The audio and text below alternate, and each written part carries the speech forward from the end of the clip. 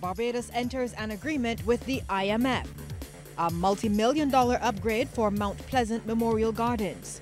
And in sports, Barbados comes away with a draw in the opening CONCACAF Nation League qualifier. Credible, balanced, committed. This is the CBC Evening News. Good evening, I'm Lisa Broom with the CBC Evening News. In our top story tonight, $290 million over 4 years. That's the terms and conditions of the plan Barbados will likely be entering into with the International Monetary Fund. The news was announced this morning at a media briefing at government headquarters chaired by Prime Minister Mia Motley. Our Shane Jones was there. After about just 3 months of negotiations, the Barbados Economic Team and the IMF were able to reach a staff-level agreement in record time. Head of the IMF Barbados delegation, Dr. Bert Van Salm, revealed that the $290 million would be distributed to government through an extended fund facility program in 8 tranches over the next 4 years. So given the need to rebuild reserve quickly to re-establish confidence, it is what we call a little front-loaded. So we would have 8 equal tranches under the program over this 4-year period. The first 4 would be $50 million and the second half of the program, the last 4 would be $25 million each, roughly. Now, the deal still has to wait on the IMF board for approval. When that is done, $49 million will become immediately available. Dr. Van Salm says the balance of payment support funding is a vote of confidence in Barbados' economic recovery plan, which has fiscal adjustment as its cornerstone. The fiscal adjustment will be complemented by a comprehensive debt restructuring aimed at securing meaningful debt reduction, reducing financing needs, and restoring debt sustainability.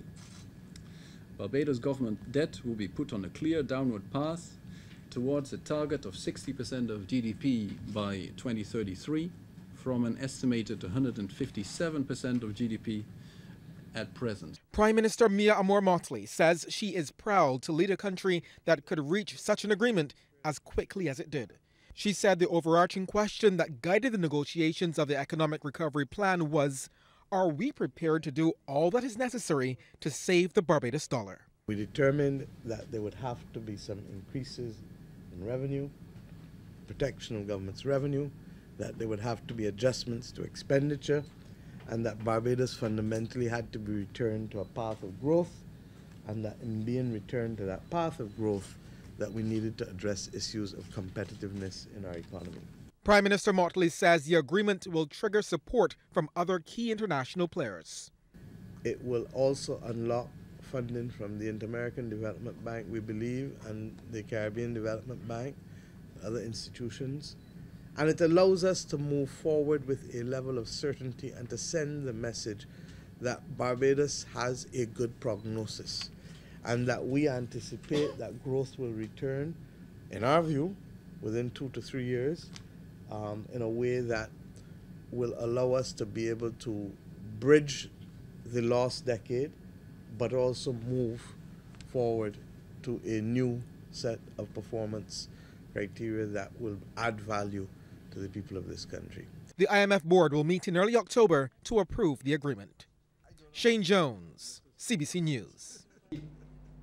Well, since the announcement, there would be some adjustments in the public sector as part of Barbados' economic recovery plan. Rumors of how many job cuts there would be have been circulating. Well, Prime Minister Motley rejected claims that government was considering 4,000 or 5,000 layoffs. Ms. Motley says it's not an arithmetical process, but one of modernization. However, she says her administration is conscious there are people in government close to retirement who may want to engage in voluntary separation. She says the Ministry of Civil Service will be reaching out to them in the coming days. In so reaching out to them, we also say to the public that application for voluntary separation is not a guarantee that the government can and will accept, because at the end of the day, a government must remain fit for purpose. And therefore, we can't say that in every instance we can do it. But we do believe that that opportunity should be availed to some of our members of the public service. Ms. Motley adds the social partnership reflected on the overtime scale. She says Barbados cannot continue to spend up to $13 million per year in overtime. Something is fundamentally wrong if our overtime bill is that high. And therefore we've agreed that we will immediately work to remove the majority of overtime other than for absolutely essential services. And to that extent, we reckon we can save at least $8 or $9 million a year by eliminating overtime in that way. Now, these things help us to become fit. They help us to reach the target. But at the same time, we also know that there may be some job losses, but it's not going to be 4,000 to 5,000. How many, I can't tell you. I would be lying. Prime Minister Motley wants continued partnerships between the private sector and government. The Prime Minister made the comments as Republic Bank Barbados officially opened its newest branch at 1 Barbados Place, Warren St. Michael yesterday evening. Ryan Broom has more. The who's who from the business and financial sector in attendance for the official opening ceremony heard that the multi-million-dollar building took 18 months to be completed after construction began back in January 2017.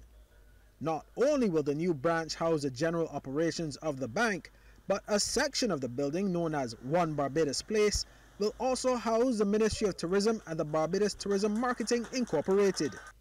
Prime Minister Motley says, among other things, the bank's opening represents the ongoing partnership between government and the private sector and also a return of confidence in the Barbados economy. In Barbados, our banks as a group have been the largest holders of government short-term debt instruments, not long-term, because many of them came out of the long-term debt instruments a few years ago. But they have been and remain among the largest holders of our debt instruments. Historically, this has worked to the advantage of government, the banks, and everybody. But unfortunately, we all know that we have come to a fork in the road. And that fork in the road requires us to make a strategic decision as to the direction in which we want to go. The Prime Minister adds that it is noteworthy that the banking sector has continued to be profitable even in the worst of times over the past decade, recording profits of $1.18 billion over that period. She adds that government, through its economic plan, is committed to an approach that will see the country's economy transformed to the benefit of all Barbadians and that the responsibility must be shared. Our decision requires sacrifice from all, if only because, as I said, we cannot continue to spend 68 cents in every dollar earned as a government in the servicing of debt, for nothing will be left to be able to meet our other expenditure or to be able to fuel development in this country. That is why we refer to the last decade as the lost decade. Meanwhile, in his remarks, Managing Director and Chief Executive Officer of Republic Bank Barbados, Anthony Clark, says the bank has had a close relationship with Warrens over the years. He says the location of the new branch at Warrens is therefore a natural progression. Today, Warrens has also become a hub for financial services, with just about every major financial institution in Barbados recognizing the necessity to be located right here. With this new facility, we cement our continued presence to serve the personal and commercial needs of our customers, who from all over Barbados have selected Warrens as a place to which they come to facilitate their financial needs. This new branch, occupying the ground floor of 1 Barbados Place, signals our commitment to serving the people of Barbados. As it stands now, Republic Bank maintains the highest number of branches of any commercial bank in Barbados, and concomitantly, the highest number of staff with more than 500 employees. Meanwhile, it was also revealed during the ceremony that the solar carport at the new branch provides enough energy to power the entire branch, which represents a first for any banking branch in the Caribbean. Ryan Broom, CBC News. Leader of Solutions Barbados, Grenville Phillips II, has submitted 46 recommendations to the proposed Integrity in Public Life Bill 2018. He outlined his concerns with the draft legislation when the parliamentary committee charged with hearing submissions on the proposed bill convened for a second time in the Senate today. Mr. Phillips says one of his main concerns is who will appoint the members of the Integrity Commission once it's set up. In his 15-minute presentation, the engineer also took issue with the length of time within which a person can be investigated once they leave public life. This is a glaring loophole for persons who have already retired. Also, persons can easily walk over this low hurdle by directing that bribes be paid to them 2 years after their retirement. It can take over a decade for evidence of corruption to be uncovered by responsible junior staff. If a time limit is to be specified, then the minimum should be the longer of 10 years after the person ceased to be in public life, or 5 years after the date that the commission became operational. Mr. Phillips also suggests the provisions relating to whistleblowers should include some kind of incentive. And that legislation also seeks to address protections extended, that is, to whistleblowers who report wrongdoing. Of regulations to govern the proposed Integrity Commission has members of the Democratic Labour Party worried. That's according to General Secretary Gyson Mears. In his submission, Mr. Mears says even before discussions can be had on the proposed bill, one should have an idea how the commission will carry out its work. He says the commission, which will eventually be set up, will also need the regulations if it's to be guided in its operations. Mr. Mears also took issue with provisions which require people in public life to place their assets in a blind trust. I do not think that the blind trust advances the prevention of corruption any. It does not address how the assets were acquired. So you can steal, you can take bribes, you can do whatever. And once you have accumulated the assets, then this provision allows you to place those assets into a blind trust, which may not be very blind after all. Rather than helping to prevent corruption, it might very well conjure up the image of something that is structured to protect corruptly obtained assets. Mr. Mears says the penalties under the draft legislation are also too lenient, especially when compared with similar legislation. Well, that proposed penalty is $20,000, while someone convicted of money laundering faces a fine of up to $2 million. Under that draft legislation, the penalty, Mr. Mears says, isn't likely to deter anyone. Meanwhile, Alicia Archer, who represented Integrity Group Barbados, called for the whistleblower provisions to be extended beyond the public officials. A private sector counterpart is far more at risk of victimization and so on than a public official. The provisions as currently drafted provide no external motivation, whether through reward or otherwise, for anyone to put their mortgage or their plane trips to Miami on the line in order to bring this information to light. If there is no information, what is there to be investigated? If there is no investigation, what is there to be prosecuted? If there is no prosecution, there can be no deterrence. Editor-in-Chief and the Chief Executive Officer of the digital newspaper Barbados Today, Kamar Jordan, is no longer with the company. Ms. Jordan, a veteran journalist, was at the helm of Barbados Today for the last 5 years. Before that, she was the editor-in-chief at the Nation newspaper, and she also spent some time at the Caribbean Media Corporation. It's understood Chairman of Barbados Today, Peter Harris, summoned staff to a meeting this afternoon, informing them that Ms. Jordan was no longer with the company, which is headed in a new direction. Calls to Mr. Harris went unanswered. And CBC understands Chief Executive Officer Cranston Brown, that's Chief Executive Officer at the National Cultural Foundation, Cranston Brown is no longer with the organization.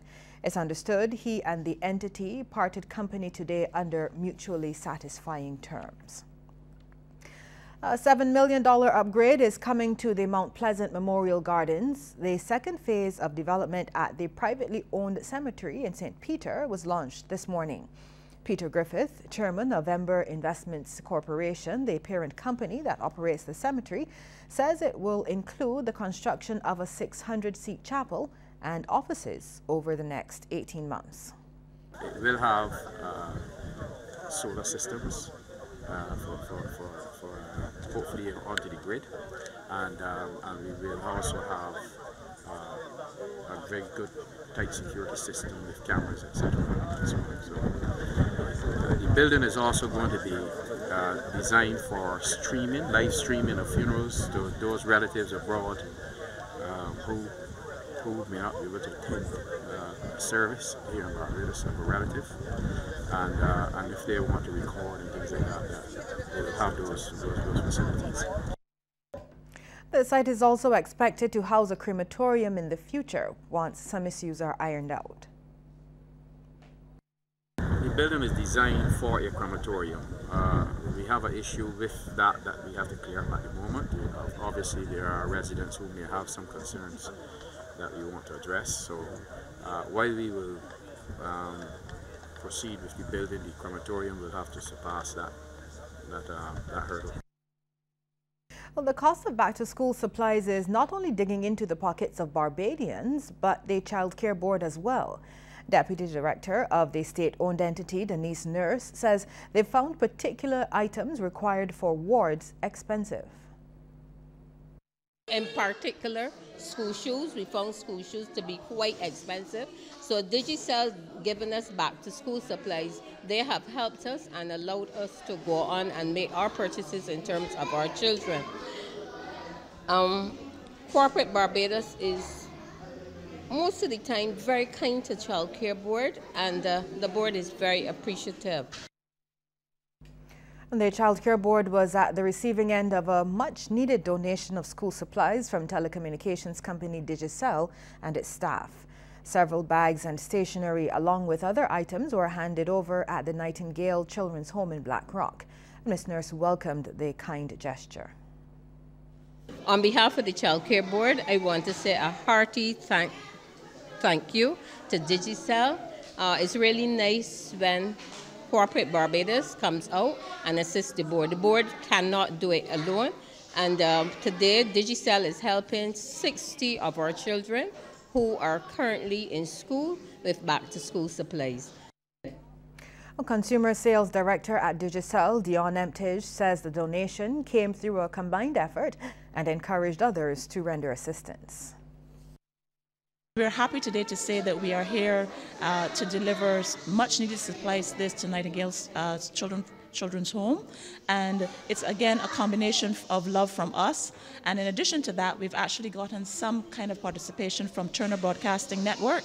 They also helped us with sending in some bags for the kids, so we're really happy today to do this for the children of Barbados, and we hope that this kind of activity will go forward for other businesses, that they would actually start to take care of or continue to take care of children in need.